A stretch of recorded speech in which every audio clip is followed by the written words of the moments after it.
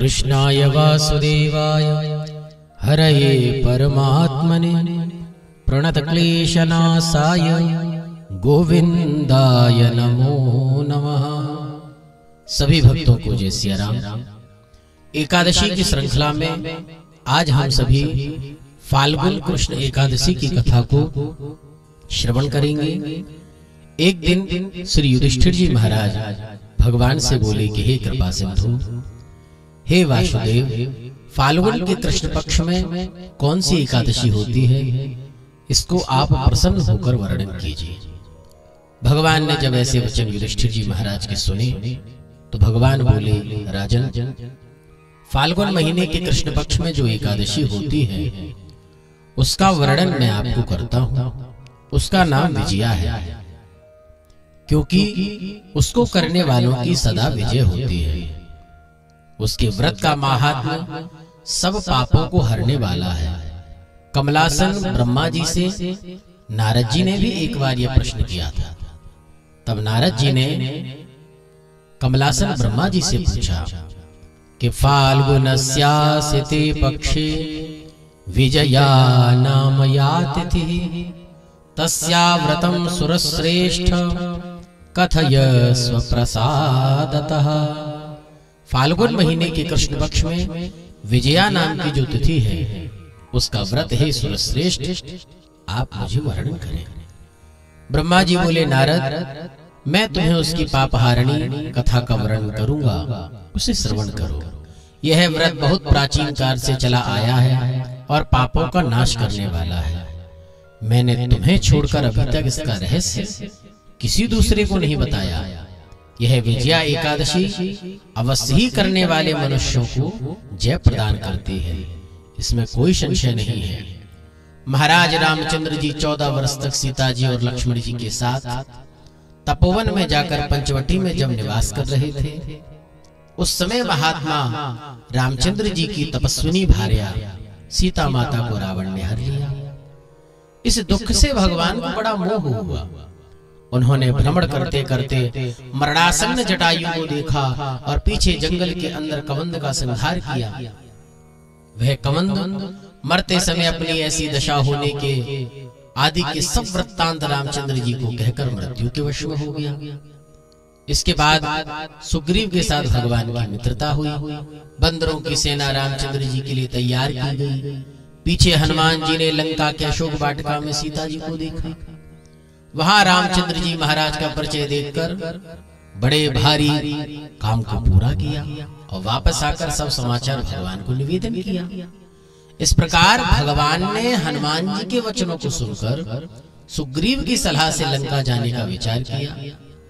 बंदरों के प्यारे भगवान राम वानर सेना के साथ नद नदीपति समुद्र के किनारे आकर उसको दुस्तर देखकर बड़े विचार में पड़ गए। भगवान ने खिले नेत्रों के साथ अपने छोटे भाई लक्ष्मण जी से पूछा, भैया, यह जलनिधि किस प्रकार कौन से पुण्य से पार किया जा सकता है? इसमें तो अगाध जल है, बड़े बड़े भयंकर नाकवादी जलचरों से ये भरा हुआ है, इसलिए कोई उपाय मुझे मालूम नहीं होता है, हम क्या करें? तब लक्ष्मण जी ने भगवान के इन वचनों को सुना तो लक्ष्मण जी बोले, आदिदेवस्त्वमेवासि पुराण पुरुषोत्तम बकदाल्भ्यो सुनिश्चात्र वर्तते दीपमध्यता। लक्ष्मण जी बोले, महाराज, आदिदेव और पुराण पुरुषोत्तम तो आप ही हैं, पर तो भी इस द्वीप के अंदर एक मुनि है जिनका नाम है बकदाल भी। यहाँ से 2 कोश की दूरी पर आश्रम में निवास करते हैं। हे महाराज, इन्होंने अपने जीवन में बहुत से ब्रह्माओं को देखा है, इसलिए हे प्रभु, आप उनके पास चलकर उनसे पूछिए, वे पुराने श्रेष्ठ हैं। लक्ष्मण जी के सुंदर वचनों को सुनकर भगवान दाल्भ महामुनि को देखने के लिए चल दिए। वहां रामचंद्र जी ने मुनिराज को वैसे ही सिर से प्रणाम किया जैसे देव विष्णु जी को करते हैं। राम जी को जब मुनि ने देखा, ज्ञात्वा ततो रामं पुराण पुरुषोत्तमम् केनापि कारणे नैव प्रविष्टं मानुषीं तनुम्। जब उन मुनि ने भगवान को मानुषी शरीर धारण करते देखा, यह पूछा कि महाराज आपका आज कहां से पधारना हुआ? भगवान बोले, महाराज आपकी कृपा से मैं आज राक्षसों को लंका को जीतने के लिए इस समुद्र के किनारे आया। मैं राक्षसों सहित लंका को जीत आपकी अनुकूलता से जिस तरह समुद्र को पार कर सकूं, ऐसा उपाय हे सुव्रत मुझे कृपा कर बतलाइए। इसीलिए मैं आपका दर्शन करने को यहाँ आया हूँ। मुनि महाराज बोले, हे राम, मैं आपको बहुत उत्तम व्रत का उपदेश करूंगा, जिसको करने से एकदम तुम्हारी ही विजय होगी। लंका को तथा उसके राक्षसों को जीतकर तुम बड़ी कीर्ति प्राप्त करोगे। इस कारण एकाग्र मन होकर आप इस व्रत को कीजिए। हे राम, फाल्गुनस्यासिते पक्षे विजयैकादशी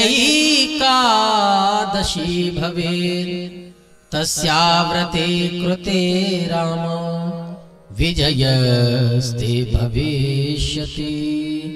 हे राम, फाल्गुन के कृष्ण पक्ष में विजया नाम की एकादशी होती है।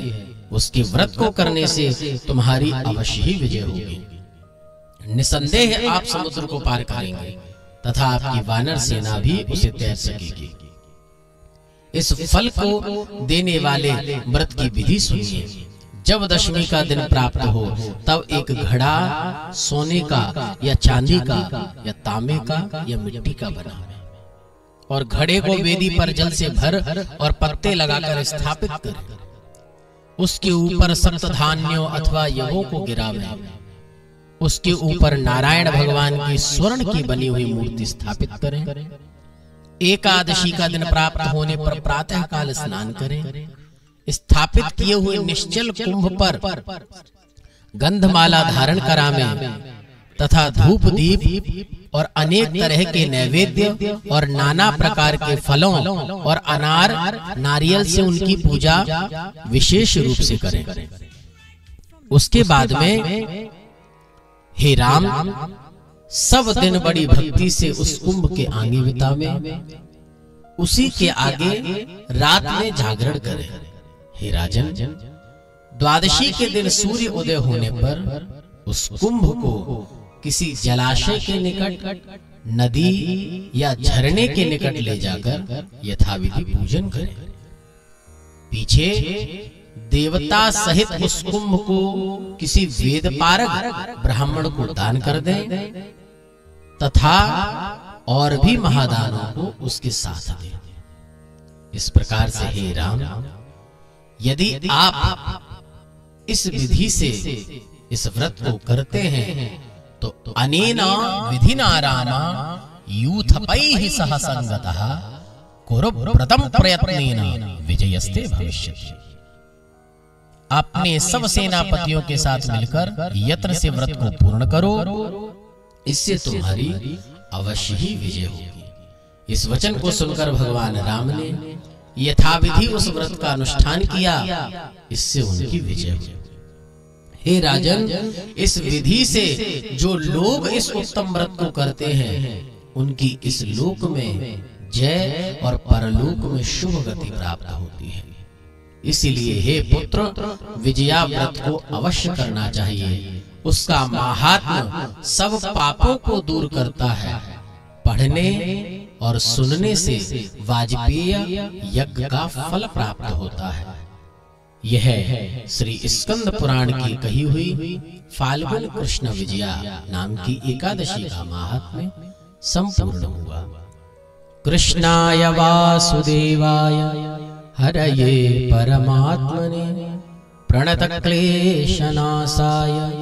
गोविंदाय नमो नमः।